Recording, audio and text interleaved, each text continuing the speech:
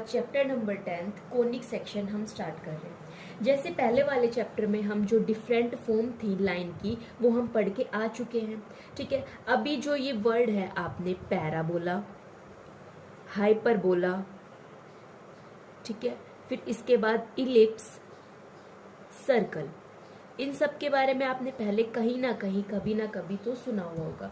आज इनसे ही रिलेटेड जो इनकी जो फॉर्म होती है कि कोनिक्स क्या होता है, डबल नैप क्या होता है, किस किस कौन कौन सी टर्म को हम कवर करेंगे यहाँ पे, कोनिक्स क्या होता है, फिर इसके बाद हम देखेंगे डबल नैप्ड राइट सर्कुलर कोन क्या होता है।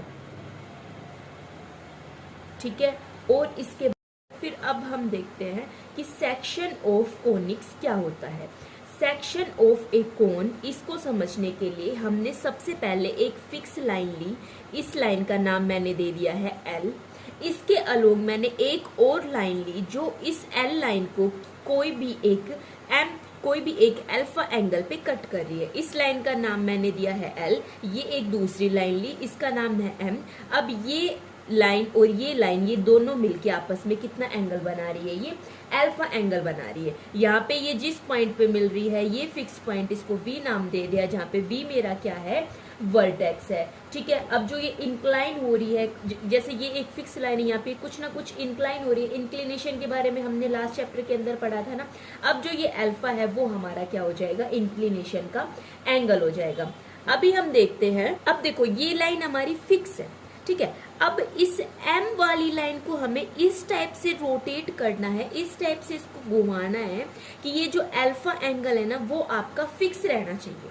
ठीक है, अभी आप ये करके भी देख सकते हो। कोई भी एक फिक्स लाइन, एक कोई भी फिक्स स्टिक वगैरह ले सकते हो, उसके अलोंग कोई भी एक दूसरी स्टिक लेके उसका जो ये एंगल बन रहा है ना इसके अलोंग वो सेम होना चाहिए। फिर जब आप इसको रोटेट करोगे ना तब ऊपर एक कुछ नैप टाइप की फॉर्म होगी। ठीक है, एक सेम वैसे ही नीचे होगी। अब ये नैप वर्ड ये क्या होता है, जैसे घर में हमारे इन जनरल हम समझने की कोशिश करें, दूध के लिए या फिर तेल वगैरह के लिए हमें यदि वो बोतल में डालना होता है तो वो जिसका यूज हम करते हैं तो वो नैप टाइप की फॉर्म होती है, वो ही हमारा क्या होता है या नैप्ड होता है। जब हम इसे कंटिन्यू इस टाइप से रोटेट करेंगे तो कुछ इस टाइप की फिगर हमारे पास बन जाएगी। ये हमारी फिक्स लाइन थी एल, और ये जो हमारी ये वाली लाइन है ना, ये वाली लाइन है, कौन सी लाइन है, एम लाइन है। यहाँ पे ये जो वी है वो हमारा क्या था, वर्टेक्स था। वर्टेक्स के अलोंग ये जो इंक्लाइन होके एंगल फॉर्म हो रहा है वो अल्फा हो रहा है, इधर भी अल्फा हो रहा है, इधर भी अल्फा हो रहा है, नीचे ऊपर सब टाइप कौन सा ये एंगल फॉर्म हो रहा है, अल्फा एंगल फॉर्म हो रहा है, क्योंकि ये जो अल्फा एंगल है ना वो हमने फिक्स कर दिया था। अब ये जो ऊपर एक नैप टाइप की फॉर्म बन रही है इसे हम क्या बोलेंगे, अपर नैप बोलेंगे। ठीक है, अब सेम ऐसी ही हमारी नीचे बन रही है, इसको हम क्या बोलेंगे, लोअर नैप बोलेंगे। ठीक है, अब ये जो एल होती है, एल जो ये एक फिक्स लाइन है ये हमारी क्या होगी, ये होगी हमारी एक्सिस होगी। और जो ये तो इंक्लाइन करके लाइन हो रही है ना एम लाइन, इसे हम क्या बोलेंगे, जनरेटर बोलेंगे। ठीक है, अभी आप क्या है एक इमेजिन करना कि जैसे ये आपका एक कोन टाइप की शेप बन गई, कोन जो हम पढ़ के आते हैं। ठीक है, उस टाइप की ये एक शेप बन गई। अभी यदि इस कोन को एक प्लेन आके इस टाइप से कट करता है तो वो कुछ ना कुछ एंगल बनाएगा। उस एंगल का नाम मैंने क्या दे दिया है, बीटा नाम दे दिया है। अब उसमें डिफरेंट केस बनेंगे। फिगर ड्रॉ करने से अच्छा कि मैं आपको यहाँ पे दिखा दूं कि ये देखो, अभी ये हमारा अपर नैप था। ठीक है, ये हमारा लोअर नैप था। इस अपर नैप को, ये एक प्लेन है, ये प्लेन आके इस टाइप से कट कर रहा है तो यहाँ पे जो ये एंगल फॉर्म हो रहा है कुछ ना कुछ बीटा एंगल फॉर्म हो रहा है। अभी देखो ये जो बीटा एंगल है ये फिक्स एंगल तो नहीं है ना। ठीक है, अब ये बीटा की वैल्यू क्या क्या हो सकती है, उसके लिए डिफरेंट केस होंगे। अभी यहाँ से बीटा की वैल्यू डिपेंड करेगी, तब हमें पता चलेगा किस केस में हमारे पास क्या होगा, सर्कल होगा, किस केस में हमारे पास क्या होगा, इलिप्स और पैराबोला, हाइपरबोला। अब देखो जब बीटा की वैल्यू 90 डिग्री है तब जो ये सेक्शन क्या फॉर्म करेगा, सर्कल फॉर्म करेगा। दूसरा, जब अल्फा की वैल्यू लेस देन बीटा है और बीटा की वैल्यू लेस देन 90 डिग्री है, अल्फा और बीटा तो समझ में आ रहा है ना। बीटा एंगल क्या है, जब वो प्लेन कट कर रहा था। अल्फा एंगल क्या है, जो इन दोनों लाइन के साथ ये फॉर्म हो रहा है, ये फिक्स इंक्लाइन एंगल है। तब बीटा की वैल्यू लेस देन 90 डिग्री है, तो इस केस में हमारा क्या फॉर्म हो जाएगा, इलिप्स फॉर्म हो जाएगा। फिर इसके बाद थर्ड केस ये भी तो हो सकता है कि भाई अल्फा जितना है उतना ही आपके पास बीटा हो।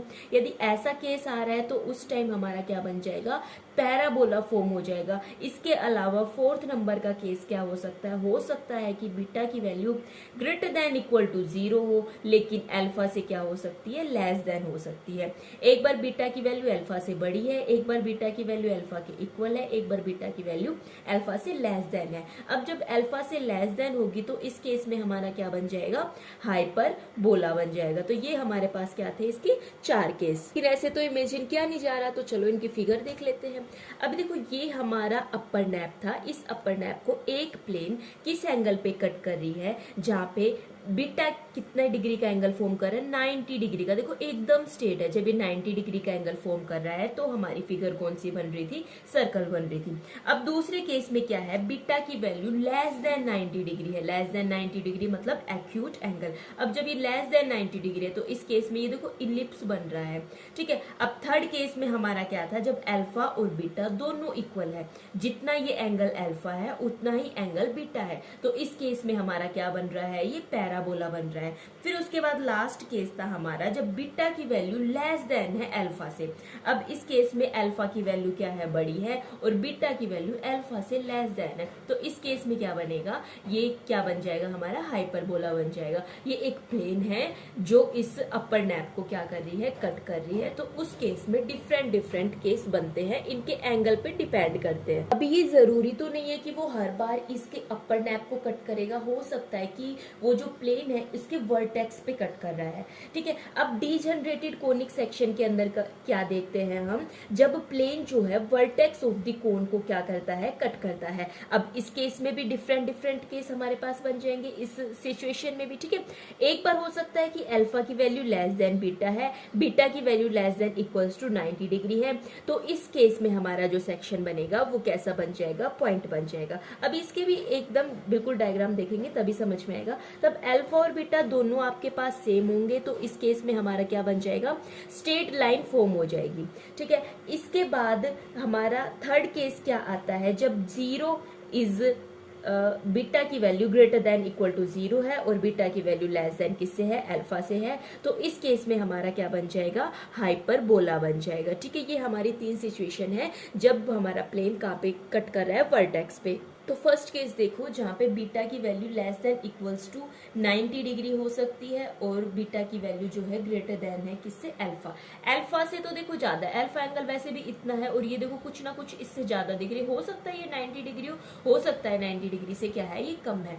तो इस केस में ये जो प्लेन है इस वर्टेक्स को कट कर रहा है सिर्फ किस पे, एक पॉइंट के ऊपर। अब इस केस में क्या बन रहा है, सिर्फ एक पॉइंट बन रहा है जहाँ पे क्या कर रहे हैं, कट कर रहे हैं आपस में।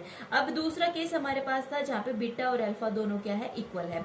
अब जब अल्फा एंगल और बीटा एंगल दोनों आपस में इक्वल होंगे, तो ये देखो वर्टिकल अपोजिट एंगल है जो आपस में इक्वल होते हैं। ये प्लेन इसको इस टाइप से, इसके वर्टेक्स से होता हुआ इस टाइप से काट रहा है कि ये बिल्कुल एकदम क्या बना दी इसने, स्ट्रेट लाइन बना दी। अब इसके बाद जो हमारा थर्ड केस था वो क्या था, जब बीटा की वैल्यू लेस देन है किससे, अल्फा से। अब बीटा की वैल्यू कम है, अल्फा की वैल्यू क्या दिख रही है, यहाँ से ज्यादा दिख रही है, तो इस केस में हमारा क्या बन जाएगा, हाइपरबोला बन जाएगा। ये देखो एक ऊपर एक नीचे, एक ऊपर एक नीचे, इस टाइप से फॉर्म हो रहा है, तो ये हमारा हाइपरबोला हो जाएगा। इसके 2 डायग्राम क्यों बने हैं, क्योंकि ये पहला केस है जहाँ पे बीटा की वैल्यू, देखो ये हमारा इस टाइप से था ना कि beta greater than equal to 0 और बीटा लेस देन अल्फा। तो पहले मैंने ले लिया beta equal to 0 less than alpha, beta equal to 0 less than alpha. फिर इसके बाद मैंने ले लिया beta greater than 0 and beta less than क्या हो जाएगा, अल्फा। इस वजह से 2 डिफरेंट केस बने हैं। तो अभी हम जो है आगे इनको 1 बाय 1 कंटिन्यू पढ़ते हैं, जैसे सर्कल के बारे में, पैराबोला के बारे में, हाइपरबोला के बारे में, इलिप्स के बारे में, सबके बारे में हम 1 बाय 1 पढ़ेंगे। तो सबसे पहले आज जो हम इस वीडियो में कवर करने वाले हैं वो है हमारा सर्कल। सर्कल हमारा क्या होता है, अभी हमने सिर्फ इसका बेसिक देखा है, अभी सर्कल के बारे में देखते हैं। सर्कल जो है एक सेट होता है सारे पॉइंट का।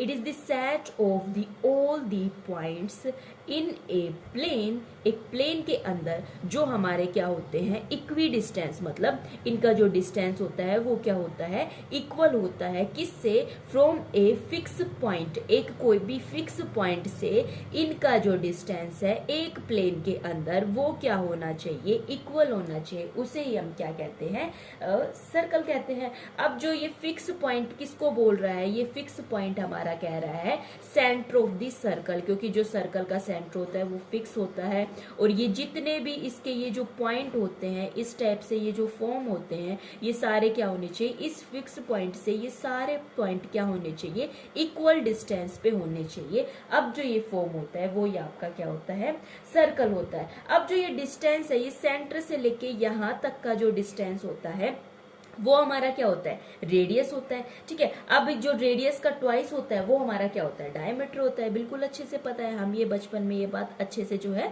पढ़ के आ चुके हैं। ये आप एग्जैक्ट बना लेना, इन सब का जो डिस्टेंस है वो क्या होना चाहिए, एकदम फिक्स होना चाहिए। ठीक है, ये एक फिक्स पॉइंट हो गया जिसको सेंटर बोल दिया। अब यहाँ से ये जो फिक्स डिस्टेंस हो गया, फिक्स डिस्टेंस हमारी क्या हो जाएगी, रेडियस हो जाएगी। ठीक है, अब जो है हम इक्वेशन ऑफ सर्कल ड्राइव करने की कोशिश करते हैं। अब उसको ड्राइव करते हैं। देखो ये हमारा प्लेन हो गया जिसके अंदर ये हमारी एक्स एक्सिस होती है, ये हमारी वाई एक्सिस होती है, ये हमारा ओरिजिन होता है जिसके कोऑर्डिनेट हमारे पास 0 0 होते हैं। इस प्लेन के अंदर मैंने एक ये सर्कल ड्रॉ किया। अब ये सर्कल ड्रॉ किया, इसके कुछ ना कुछ पॉइंट होंगे। जैसे मान लिया यहाँ पे 2 है, यहाँ पे 3 है, कुछ इस टाइप से मैंने इन जनरल ऐसे मान रही हूँ। यहाँ पे 2 है, यहाँ पे 3 है, तो इसके पॉइंट कितने हो जाएंगे, 2 और 3। लेकिन इन जनरल मैं उनको क्या बोल देती हूँ, एच और के बोल दिया। ये जो है सी से लेके पी तक ये इसकी रेडियस है। अब पी जो कोई या एक पर्टिकुलर पॉइंट है, इस पॉइंट के कोऑर्डिनेट मैंने क्या बोल दिए हैं, एक्स एंड वाई बोल दिए हैं। अब सेंटर के कोऑर्डिनेट ये हो गए। अब जो आर इसकी रेडियस मान ली, आर रेडियस मतलब सिप्पी की वैल्यू कितनी हो गई है, यहाँ पे आर हो गई है, यही तो रेडियस होती है। पी कोई भी एक पॉइंट मान लिया इस सर्कल के ऊपर, तब इसकी डेफिनेशन के अकॉर्डिंग कि जो ये सिप्पी है वो कितना हो जाएगा, आर हो जाएगा। अब मैं क्या करती हूँ, सिंपल डिस्टेंस फॉर्मूला यूज करके मेरे को सिर्फ इसकी वैल्यू निकालनी है। डिस्टेंस फॉर्मूला मैंने यूज किया, डिस्टेंस फॉर्मूला यूज करके इसकी वैल्यू जो निकालूंगी, आर की वैल्यू किसके इक्वल हो जाएगी, x2 माइनस x1 का whole square plus y2 minus y1 का होल स्क्वायर, ये आपके पास हो जाएगी। या फिर इसको मैं क्या बोल सकती हूँ, r square is equals to x minus H का whole square plus y minus के का होल स्क्वायर। समझ पा रहे हो ना, ये 2 पॉइंट है। इसके बाद हम क्या करते हैं, x2 माइनस x1 का whole square, y2 minus y1 का होल स्क्वायर, इन दोनों पॉइंट से मैंने क्या यूज कर दिया, using distance formula. Distance formula use करके जो हम लास्ट चैप्टर में भी पढ़ के आए थे, तो वो यूज करके मैंने यहाँ से रेडियस निकाल ली। अभी यदि मैं बोल दूं कि जो इसका सेंटर है, सर्कल का सेंटर किसके ऊपर है, ओरिजिन के ऊपर है, ओरिजिन के ऊपर है, मतलब दोनों कोऑर्डिनेट क्या हो जाएंगे, 0 0 हो जाएंगे। अभी देखो रेडियस तो 0 नहीं होगी, कुछ ना कुछ तो रेडियस होगी, तो R square is equals to X minus 0 का होल स्क्वायर एक्स स्क्वायर हो जाएगा, वाई माइनस 0 का होल स्क्वायर आपका क्या हो जाएगा, वाई स्क्वायर हो जाएगा। ठीक है, क्वेश्चन किस टाइप के आएंगे, क्वेश्चन आएंगे कि आपके पास एक इक्वेशन ऑफ सर्कल दी हुई है और इसके अंदर आपसे पूछेगा कि भाई आप इसकी रेडियस बताओ, आप इसका जो है सेंटर बताओ। हम हो जाएंगे कंफ्यूज, क्योंकि हमने जो पढ़ी हुई है वो इस टाइप की इक्वेशन जो है हमने अभी अभी पढ़ी है, तो हम सोचेंगे ये तो इसमें है नहीं, अब हम इसको कैसे बताएं।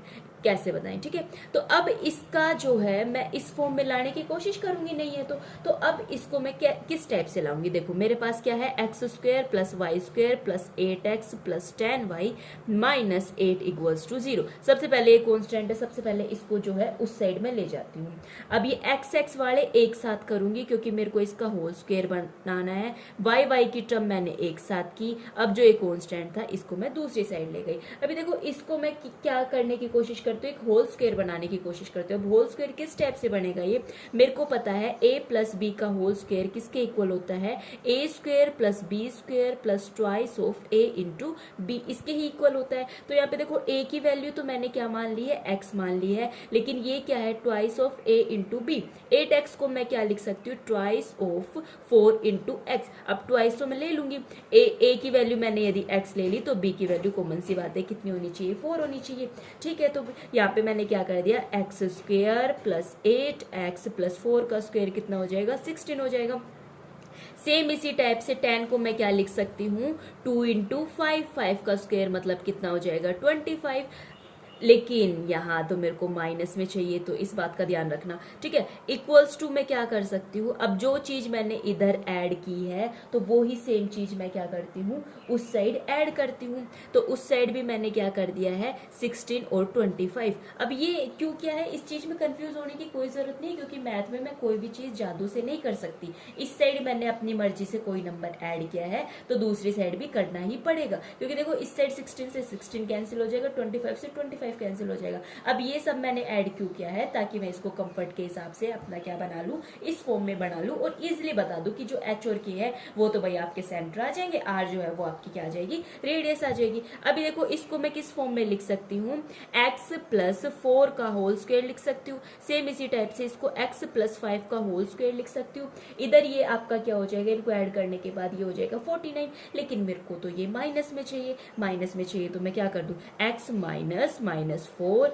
और इसका क्या हो जाएगा whole square, plus Y minus minus 5, इसका क्या हो जाएगा होल स्क्वायर। अब ये भी स्क्वायर चाहिए तो 7 का क्या हो जाएगा, इधर स्क्वायर हो जाएगा। अभी इस चीज में तो कंफ्यूज नहीं, क्योंकि माइनस माइनस प्लस होता है, माइनस माइनस प्लस होता है। तो यहाँ से एच और के की वैल्यू मेरी क्या आ गई है, सेंटर की वैल्यू मेरी आ गई है -4 और 5, और जो रेडियस है वो मेरी रेडियस कितनी आ गई है, यहाँ से 7 आ गई है। इस टाइप के आपके पास सारे क्वेश्चन आएंगे। एक और टाइप का क्वेश्चन किस टाइप से आ सकता है, इक्वेशन ऑफ सर्कल इसने पूछी है।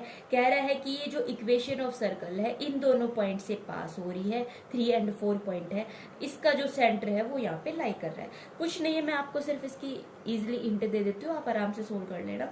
अब इक्वेशन ऑफ सर्कल क्या होती है, बिल्कुल स्टेप टू स्टेप चलेंगे। इक्वेशन ऑफ सर्कल हमारी ये होती है, ठीक है भाई। अभी मेरे को सिर्फ जितना पता है उस अकॉर्डिंग ही मैं काम कर रही हूँ। इन दोनों पॉइंट से पास हो रही है, इन दोनों पॉइंट से पास हो रही है, ये क्या होते हैं पॉइंट, एक्स और वाई। एक्स और वाई पॉइंट होते हैं, तो यहाँ पे सिंपल जो है एक्स की जगह और वाई की जगह इनकी जो है वैल्यू पुट करनी है, और एक इक्वेशन आपके पास ये हो गई। दूसरा इस पॉइंट से पास हो रहा है तो 3 माइनस एच का होल स्क्वायर प्लस 4 माइनस के का क्या हो जाएगा whole square equals to R square. दूसरी हो गई, कह रहा है कि सेंटर इस पे लाई कर रहा है, सेंटर हमारा क्या होता है, एच एंड के सेंटर। हमारे पास ये दो सेंटर होते हैं ना, एच और के। अब इससे लाई कर रहा है तो इसका मतलब हो गया एच प्लस के, इसकी वैल्यू किसके इक्वल हो गई है, 2 के इक्वल हो गई। देखो हमारे पास 3 इक्वेशन हो गई, इन तीनों इक्वेशन को इजिली जो है आप सोल्व करो। सोल्व करने के बाद यहाँ से एच के और आर तीनों की वैल्यू आ जाएगी, वो वैल्यू आने के बाद जो है इसके अंदर पुट कर देना, ठीक है।